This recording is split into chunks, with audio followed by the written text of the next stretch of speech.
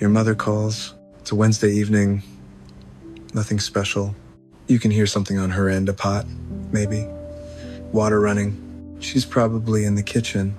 She's always in the kitchen when she calls. Have you eaten? She asks. You tell her yes. You grab something after work. She says that's good. Doesn't ask what it was. You talk about your day for a minute. Maybe two. She laughs at something. Or maybe she just hums. You're not really paying attention. You're scrolling through something on your phone while you talk, half listening. Then she asks again. Have you eaten? Same words, same tone, same gentle voice. You stop scrolling. And somewhere in your chest, just for a second, something tightens.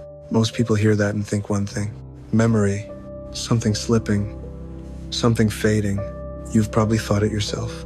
That quiet chill. That voice in the back of your head. Is she okay? You don't say it out loud, but you think it.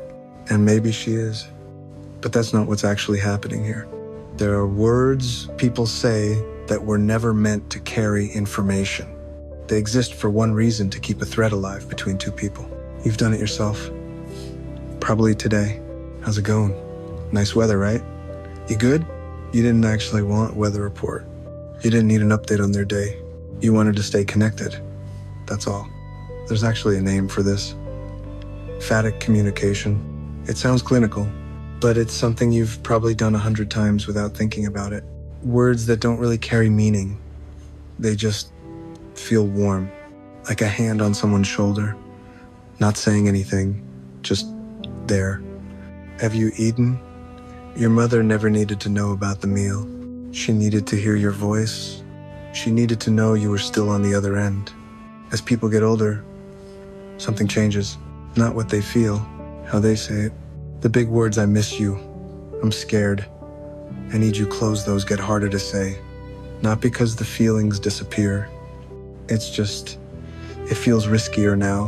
When you're young, saying I love you costs nothing. It bounces back. When you're older, you've seen what happens when it doesn't. You've watched someone look away, felt a silence stretch just a little too long. You've said something honest and watched it land wrong.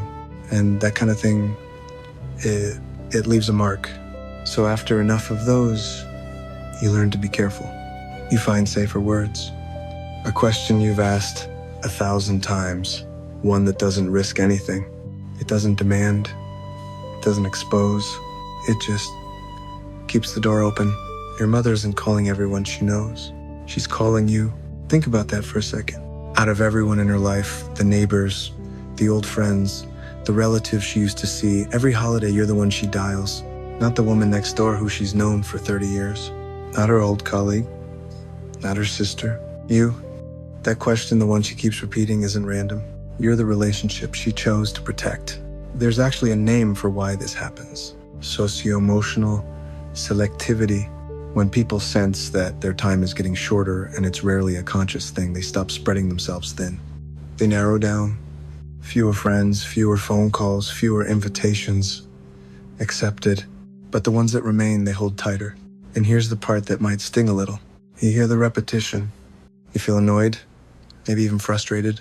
You think, I just told her. So you cut the call short. Yeah, Mom, I ate. Click. 2 minutes. Maybe less. You go back to whatever you were doing. It takes about 3 seconds.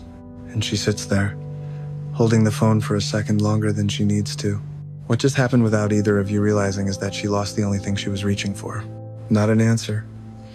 Your voice. Your time. You. And she knows. That's what no one talks about. It's not that she doesn't notice. She hears it. The call getting shorter. The pauses getting longer. Your voice shifting, even when you think you're hiding it. She feels you pulling away. She knows you have somewhere to be. A life that moves faster than hers does now. And she can feel the distance opening up slowly, inch by inch, like a door being pulled shut from the other side. She doesn't say anything about it. She just asks if you've eaten.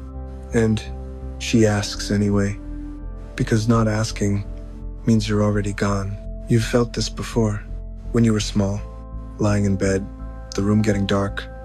The house was quiet, maybe too quiet. That moment before sleep, calling out Mom, One more time, not because you needed anything, not because you were scared, not even because you had something to say, just to hear her answer, just to know she was still there. You probably don't remember the last time you did that, but your body remembers that feeling of needing to be heard by one specific person, not anyone. That person, that need doesn't go away when you grow up. It just changes direction. When you were the child, you reached for her. Now she's the one reaching, and the way she reaches is with a question you've heard 1,000 times. There's actually a name for this: attachment activation. When the bond feels threatened, the instinct isn't to explain, it's to reach. A child reaches by calling for mom in the dark. Your mother reaches by asking if you've eaten. She doesn't say it, but it sounds a lot like fear. Fear that the calls will stop coming. That one day she'll reach for the phone and there will be no one to call. Or worse, that she'll call and you won't pick up. Not because you're busy, but because you stopped caring enough to answer. She doesn't have the words for that. Maybe she never did. Her generation didn't talk about feelings the way yours does. They showed them through food, through worry, through asking the same question over and over. So she uses the only words she knows will keep you on the line. Words that have never failed her before. The repetitive question isn't a symptom. It's a signal, and it's been right there in plain sight every single time your phone rang. Maybe I'm wrong about this next part, but it shows up a lot. Repetition, the kind your mother does, it creates a rhythm, a familiar one, a safe one, and that rhythm, it soothes, not just for her, for both of you. You've done this too, by the way. Read an old message again, not for the words, just to feel it. Opened a voicemail you've already listened to just to hear their voice one more time. Sat with a photo you've seen 100 times, not really looking at it, just being near it. That's what repetition does. It doesn't retrieve, it holds. Your mother isn't retrieving a conversation, she's holding on to you. Every time she asks, and you answer, even if it's quick, even if you're distracted, she gets what she was looking for. Not the answer, the connection. You can actually see the difference if you pay attention.